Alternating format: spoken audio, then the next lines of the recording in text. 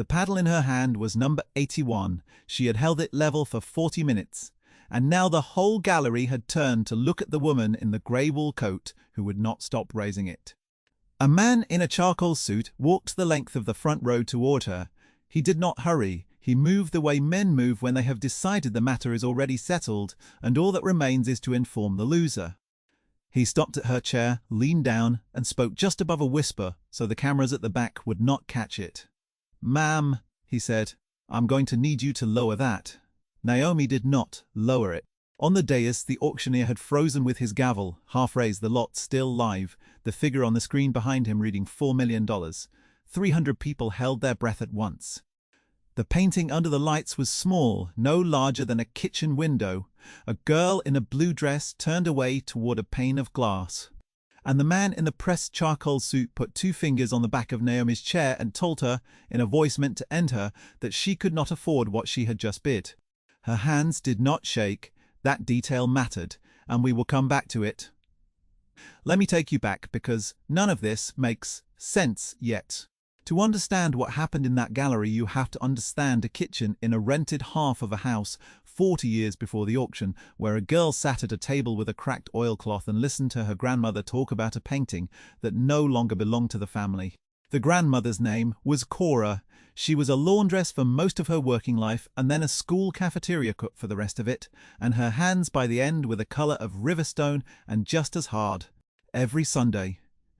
She pressed her one good dress, set out 2 cups, and told the same story to whichever grandchild was sitting closest. The story was about a painting of a girl in a blue dress, and the painting had been made by a man named Aurelio Baines, and the girl in the blue dress was Cora's own grandmother, painted when she was 9 years old in a house she cleaned for a family that has long since scattered to nothing. Naomi was the grandchild who sat closest. She was 6 the first time and 11 the time it lodged in her for good. Cora kept a photograph of the painting in a cigar box, a small black and white photograph creased white along its folds, taken decades earlier by a cousin who had once been allowed inside the front rooms of that house. In the photograph, you could not see the blue of the dress. You had to be told it was blue. Cora told it like scripture.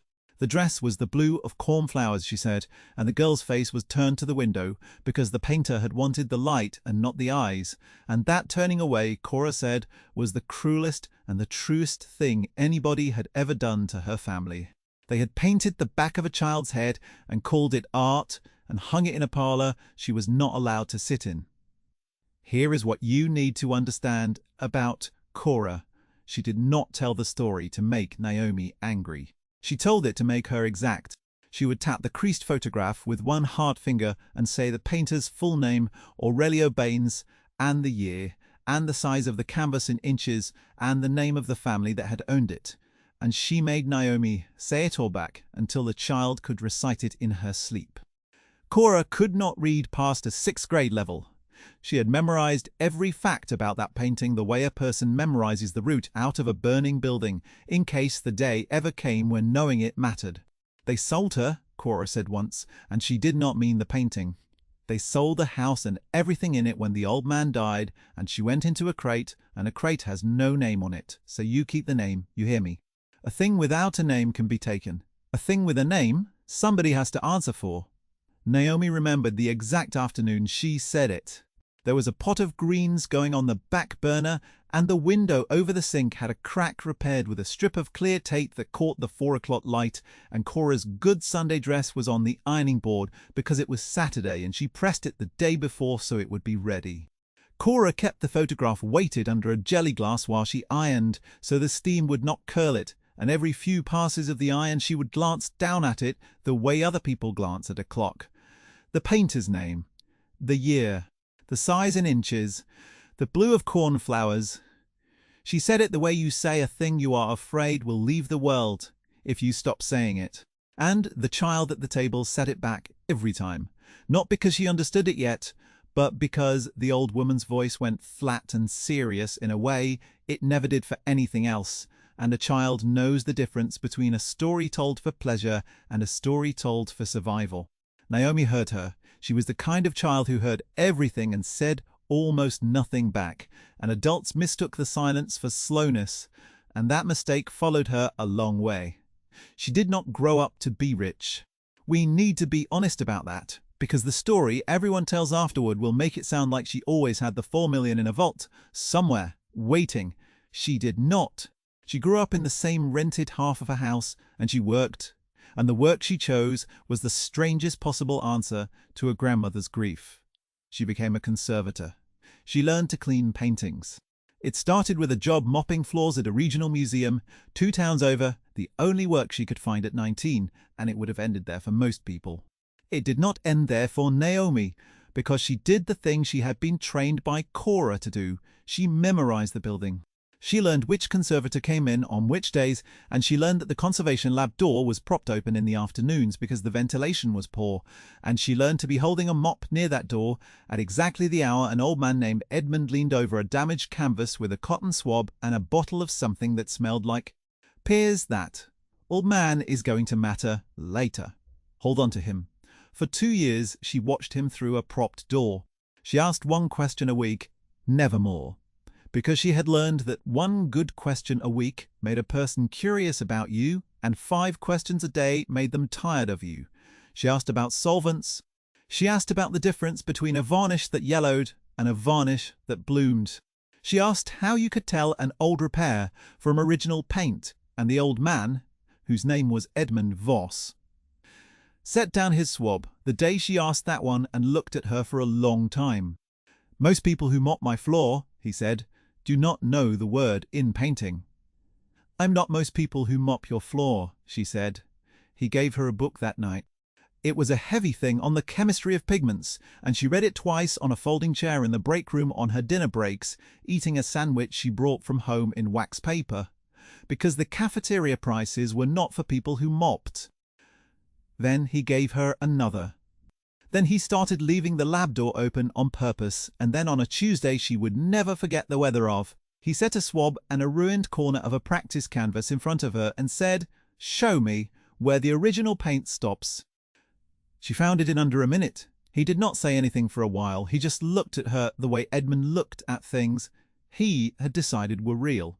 By the time she was 24, she was his unpaid assistant on weekends, learning to mix fills and lay them so finely that no eye but his could find the seam.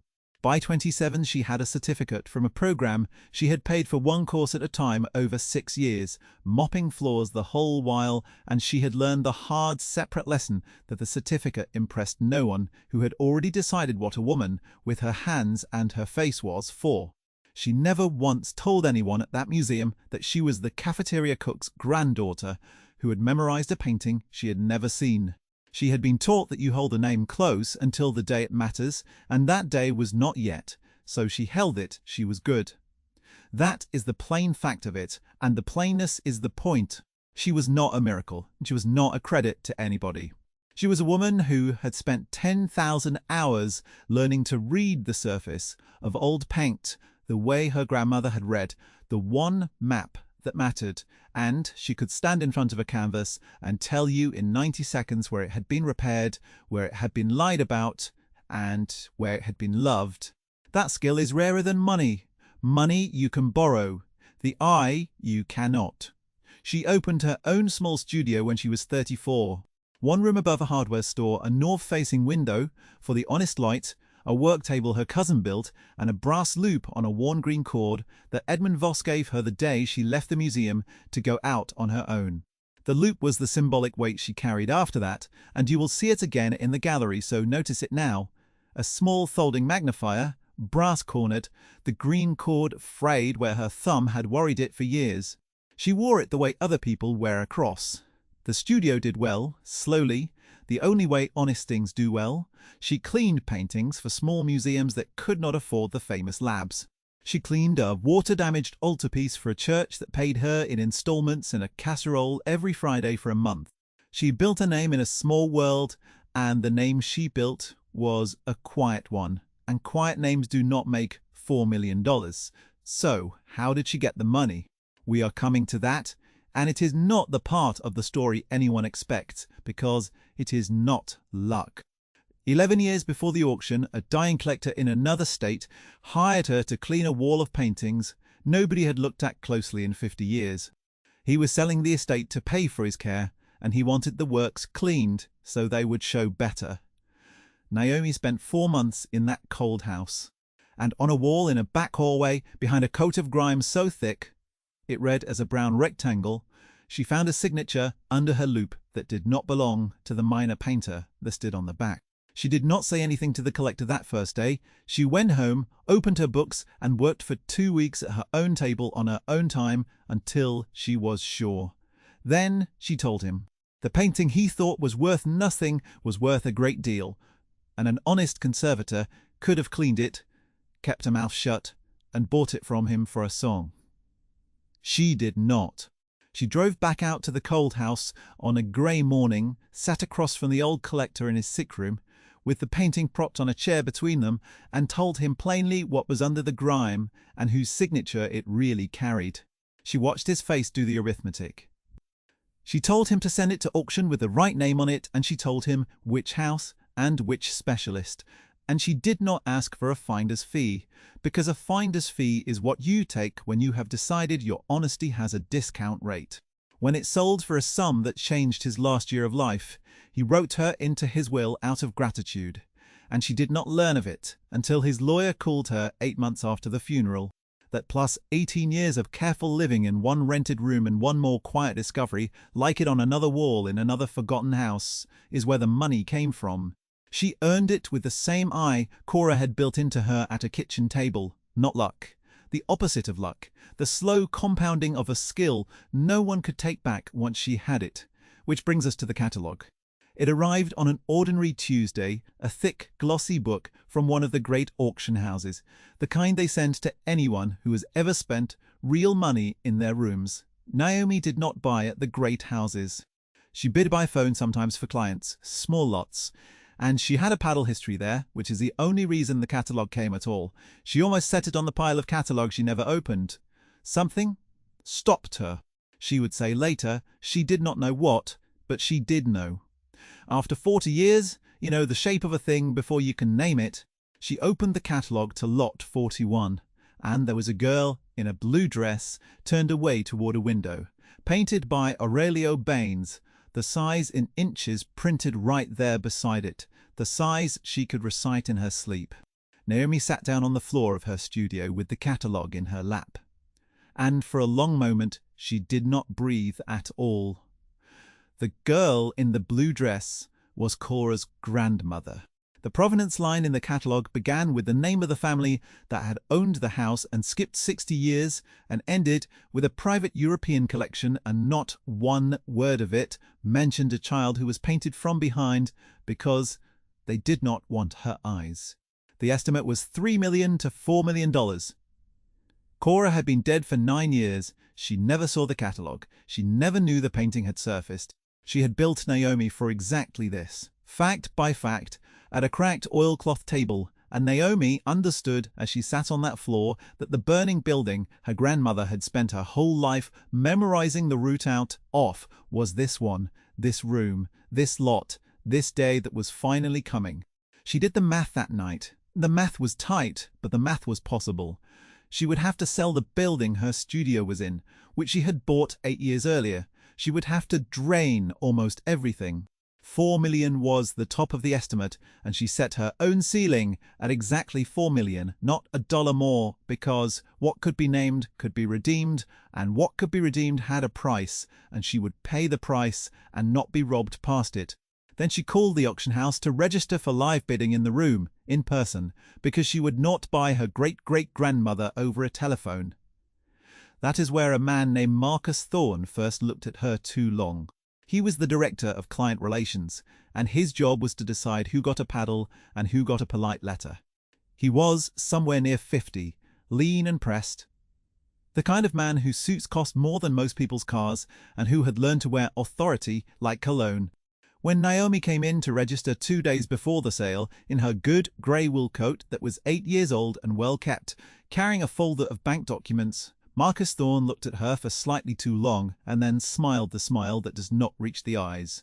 He did not refuse her. Refusing her outright would have been a problem. What he did was slower and older than that.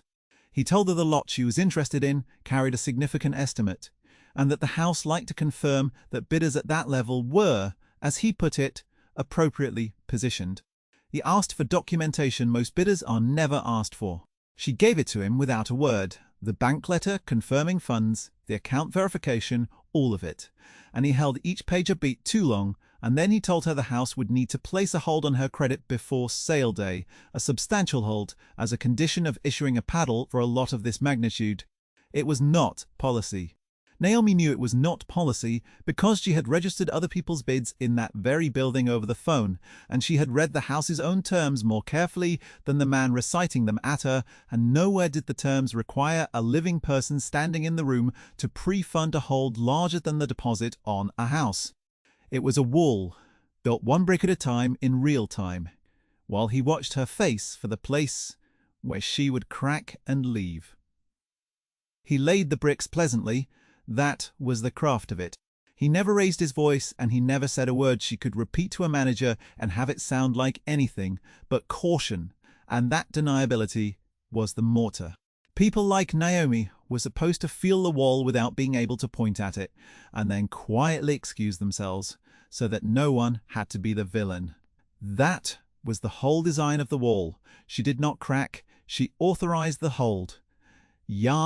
She signed every page. She handed back the folder, and Dolores Estrada, floor registrar, who had been standing quietly behind the desk through all of it, slid the paddle across the counter before Thorne could find another brick.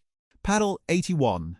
Dolores was past 60, grey-haired, in a plain navy cardigan, with a registrar's lanyard, and she had worked the floor of that house for 31 years, and she had seen the wall built many times before. She did not say anything, she just made sure the paddle was in Naomi's hand before the man in the charcoal suit could stop it. "Good luck Thursday," Dolores said. It was 4 words. It was an entire alliance. She had said it quietly with the desk between them and Thorne already turning away, and she had not winked or leaned in or done any of the things that would have made the kindness into a performance. She had simply put the paddle in the woman's hand and named the day, and gone back to her ledger the way a person does a small right thing they do not need anyone to witness. Thursday came.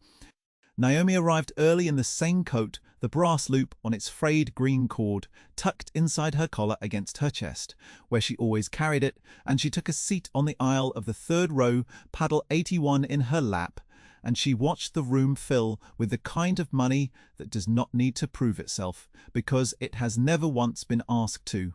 She was the only black person in the salesroom who was not carrying a tray or wearing a security earpiece. She knew that the moment she sat down, you learned to know it without looking, lot after lot went by. A landscape, a bronze, a pair of portraits. The auctioneer was smooth and fast, and the bidding clicked along in increments larger than the value of Naomi's first car.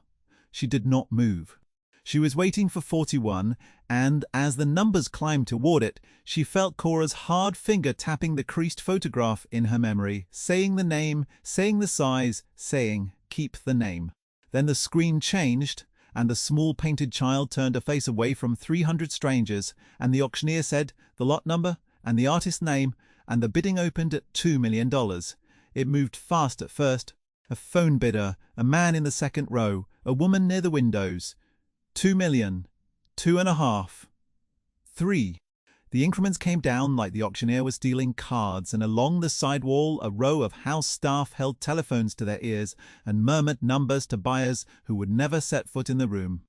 The man in the 2nd row had a way of bidding without seeming to move. A finger lifted off his crossed knee, the kind of bidding that is meant to say, "This is nothing to me. I do this on a Thursday." At 3 million, the room narrowed to 2 telephones and the man in the 2nd row, and Naomi had not yet raised her paddle once.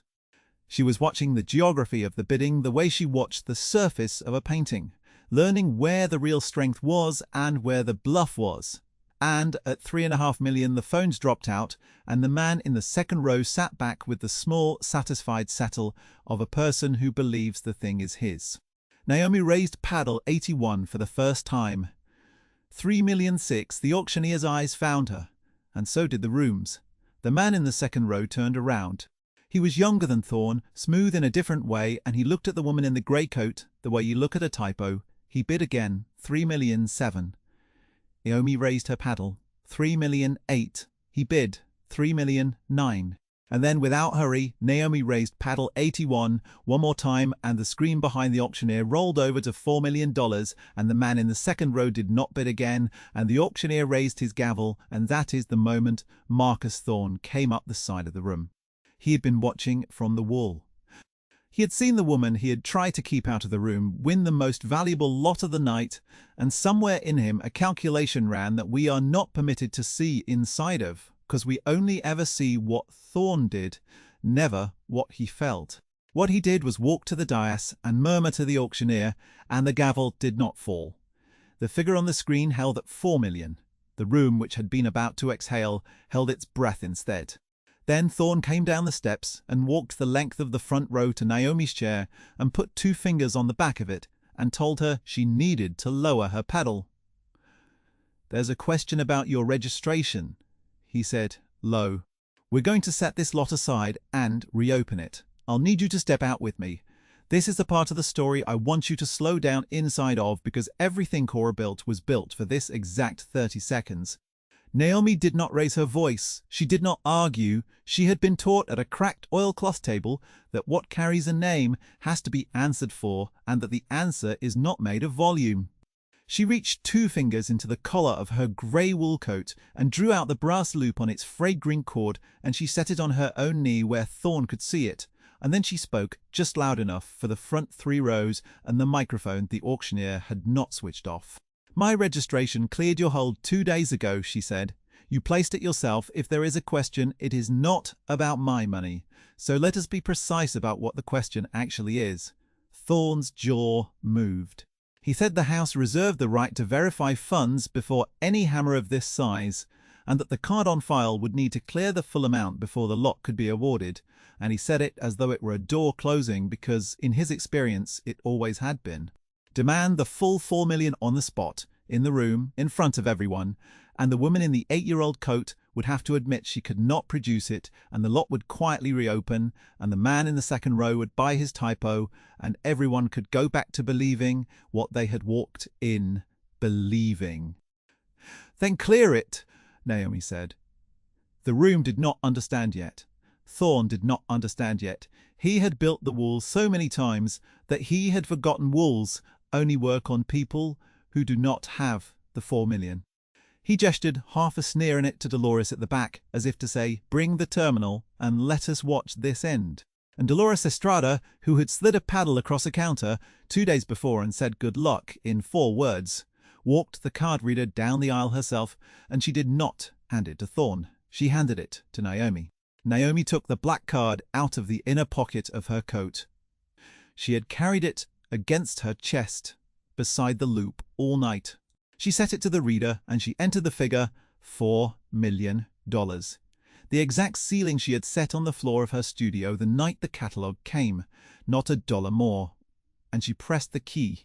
There is a particular silence a room makes while a machine thinks.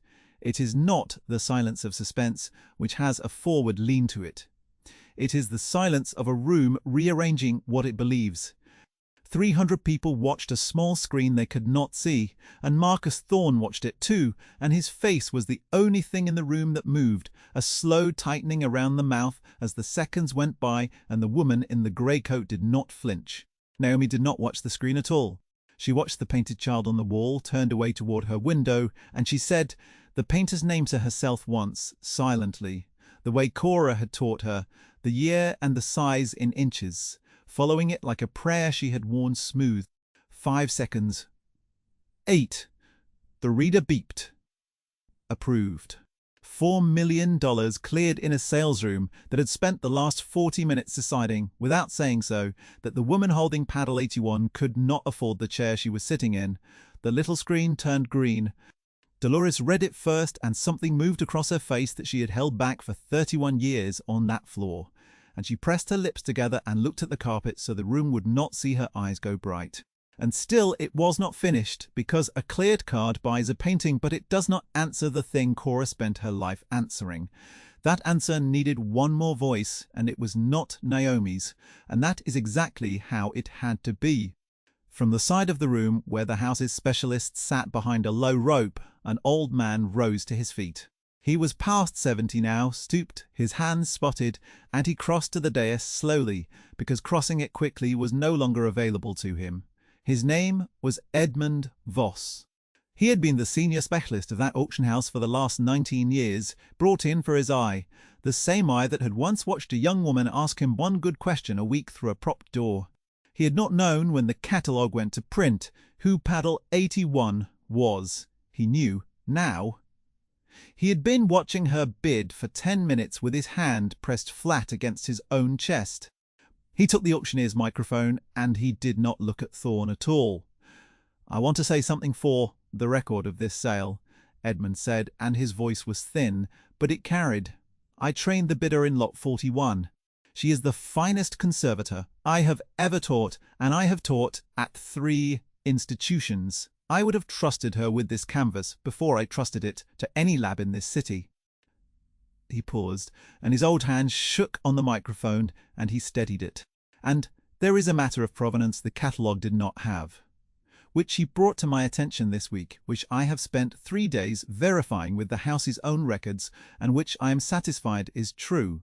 The room had gone so quiet you could hear the air handling. "This painting," Edmund said, "depicts a child who was the great-great-grandmother of the woman who just bought it. The sitter was never named in any record of this work, because the family that commissioned it did not consider her a person worth naming. The bidder's own grandmother preserved the artist, the year, the dimensions, and the identity of the child across 4 generations, by memory, when she could not have read the catalogue if you had handed it to her. The house was not aware. The house is aware now." He set the microphone down on the dais with both hands, the way you set down something you have been carrying a long way, and he looked at Naomi, and he said the last of it without the microphone, but the front of the room heard it. Your grandmother kept the name. You can stop carrying it alone." And then the gavel fell, not Thorne's call. The auctioneers, clean on a sale that was finished and true, sold Paddle 81, $4 million, lot 41. Nobody applauded because the room did not yet have a way to understand what it had watched, and applause would have been the wrong size for it anyway. What happened instead was quieter, and it lasted longer. People who had looked at the woman in the grey coat like a typo 40 minutes earlier now could not look at her at all, and that inability to look is its own kind of verdict, and Naomi felt it settle over the room, and she did not enjoy it. There was no enjoyment in her, there was only Cora's hard finger finally lifting off the creased photograph after 40 years. Marcus Thorne was still standing in the aisle. He had no brick left to lay. The wall he had built 2 days earlier had become the thing he was now trapped inside, in front of 300 clients and his own senior specialist and a microphone that had been live the whole time. He did not apologize. The story would be cleaner if he apologized, but men like Thorne almost never do, because the apology would require him to have understood himself, and he had spent a career arranging never to. What happened to him was not a speech and not a scene. It was structural, and it was slow, and it was exactly proportional.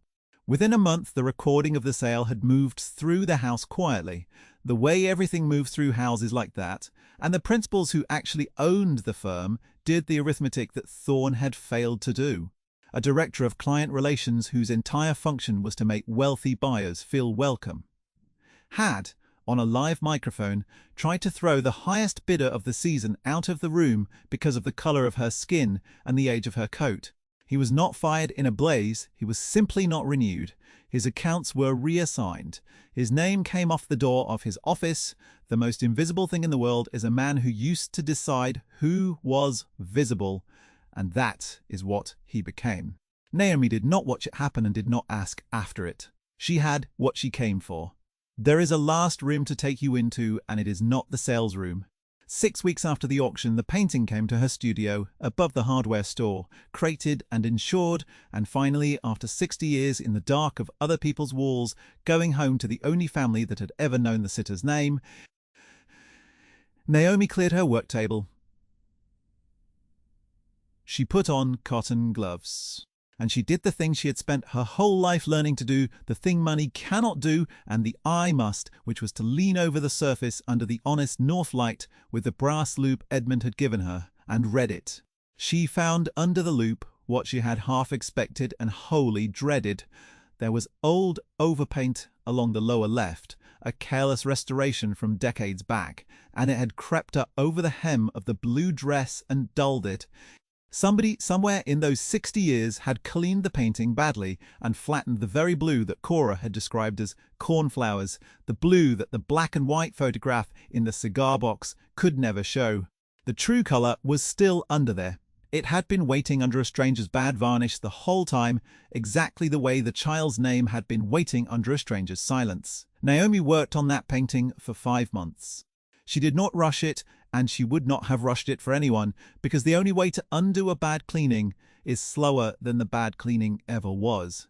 She rolled tiny swabs of cotton on wooden sticks no thicker than a matchstick, dampened each one with a solvent. She mixed herself by the half-ounce and rolled it across a single square inch of the surface, lifting the old stranger's varnish a breath at a time and never the layer of paint beneath it.